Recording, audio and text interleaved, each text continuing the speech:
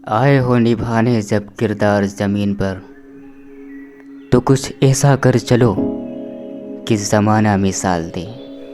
Hello दोस्तों, मैं हूं फरहान नवाजिस। स्वागत है आपका हमारे यूट्यूब चैनल लिसन एवरीडे पर। तो फाइनली लेकर आ चुका हूं रिच डैड पुअर डैड दूसरे अध्याय की पार्ट 3। तो चलिए शुरू करते हैं, लेकिन उससे पहले मेरी एक छोटी सी रिक्वेस्ट है। सब्सक्राइब करें मेरे इस चैनल को और बगल के बेल आइकन भी प्रेस कर लें, ताकि हमारा आने वाले नए अपडेट्स की नोटिफिकेशन आपको मिलता रहे। अगले कुछ हफ्तों तक मैं और माइक आसपास के इलाके में दौड़ भाग करते रहे।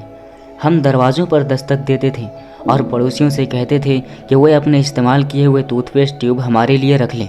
हैरत से हमें देखते हुए ज़्यादातर लोगों ने मुस्कुराकर हमारी बात मान ली। कुछ ने हमसे पूछा कि हमें टूथपेस्ट ट्यूब क्यों चाहिए। इसके जवाब में हमने कहा, हम आपको यह नहीं बता सकते, यह एक बिजनेस सीक्रेट है। सप्ताह गुजरते गए और मेरी माँ बहुत दुखी हो गई।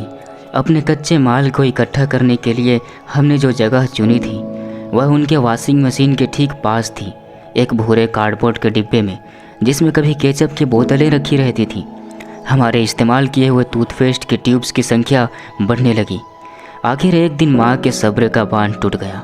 पड़ोसियों के मुड़े तोड़े और इस्तेमाल किए हुए टूथपेस्ट ट्यूब्स को देखते देखते वह उब गई थी।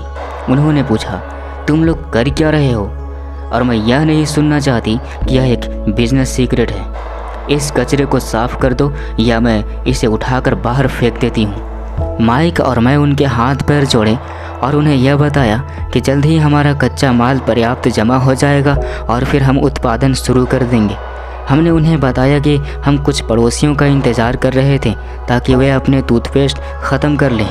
माँ ने हमें एक हफ्ते की मोहलत दे दी। उत्पादन शुरू होने की तारीख करीब आ गई थी। दबाव बढ़ चुका था।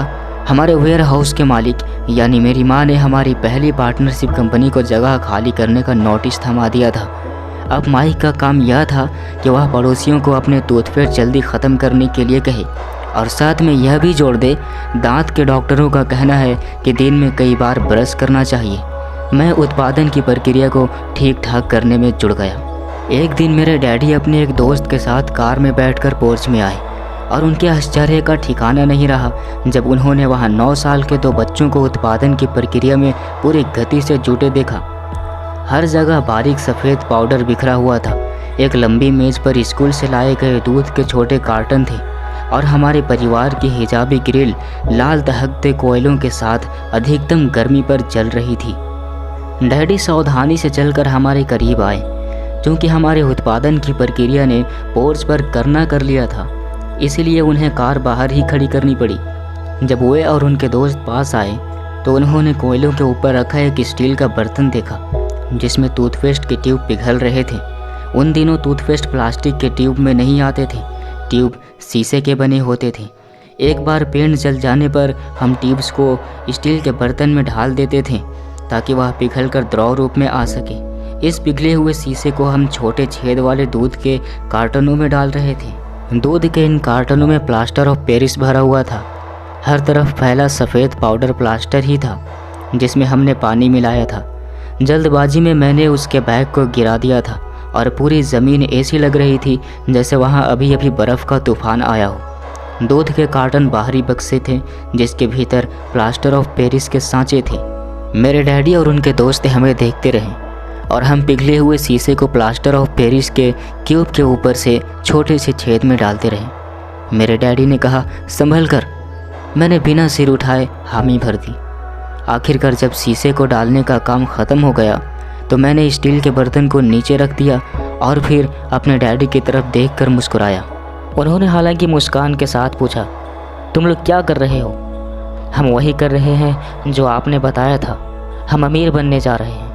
मैंने कहा, हाँ। माइक ने सिर को हिलाते हुए और मुस्कुराते हुए कहा, हम दोनों पार्टनर हैं। डैडी ने पूछा, और इन प्लास्टर के सांचे में क्या है? देखिए, मैंने कहा, इसमें एक बहुत अच्छी चीज़ है।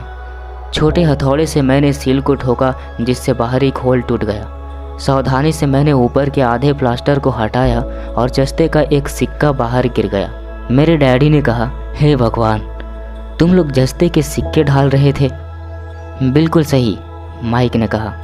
हम वही कर रहे थे जैसा आपने हमसे कहा था। हम पैसा बना रहे थे। मेरे डैडी के दोस्त ज़ोर से हंसने लगे। मेरे डैडी भी मुस्कुराए और उन्होंने अपना सिर हिलाया। उनके सामने आग और टूथपेस्ट के ट्यूब के बक्से के साथ सफ़ेद धूल में लिपटे हुए 2 बच्चे खड़े थे जो इस कान से उस कान तक खुलकर मुस्कुरा रहे थे। उन्होंने हमसे कहा कि हम सब कुछ छोड़कर उनके साथ चलें और घर के सामने वाली सीढ़ी पर बैठें। मुस्कुराते हुए उन्होंने हमें जलसाजी शब्द का मतलब समझाया। हमारे सामने धराशायी हो गए थे। तो आपका मतलब है कि यह गैर कानूनी है? माइक ने कांपती आवाज़ में पूछा। छोड़ो भी, डैडी के दोस्त ने कहा। हो सकता है कि बच्चे अपनी जन्मजात प्रतिभा को विकसित कर रहे हो। मेरे डैडी उन्हें घूरते रहे। हाँ, यह गैर कानूनी है, डैडी ने नरमी से कहा।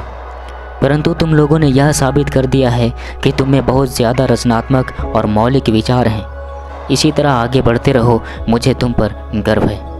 निराश होकर माइक और मैं तकरीबन 20 मिनट तक चुपचाप अपना सिर पकड़कर बैठे रहे। इसके बाद हमने सारा अटाला साफ करना शुरू कर दिया। पहले ही दिन हमारा बिजनेस चौपट हो गया था। पाउडर साफ करते हुए मैंने माइक की ओर देखा और कहा, मुझे लगता है जिमी और उसके दोस्त ठीक कहते हैं, हम सचमुच गरीब हैं। जब मैंने यह कहा तब डैडी बस जाने ही वाले थे। उन्होंने कहा, बच्चों, तुम गरीब तभी कहलाओगे जब तुम लोग हार मान लोगे। सबसे महत्वपूर्ण चीज़ यह है कि तुमने कुछ किया। ज़्यादातर लोग केवल अमीर बनने के बारे में बातें करते रहते हैं और उसके सपने देखते रहते हैं। तुमने कुछ किया है। मुझे तुम दोनों पर गर्व है।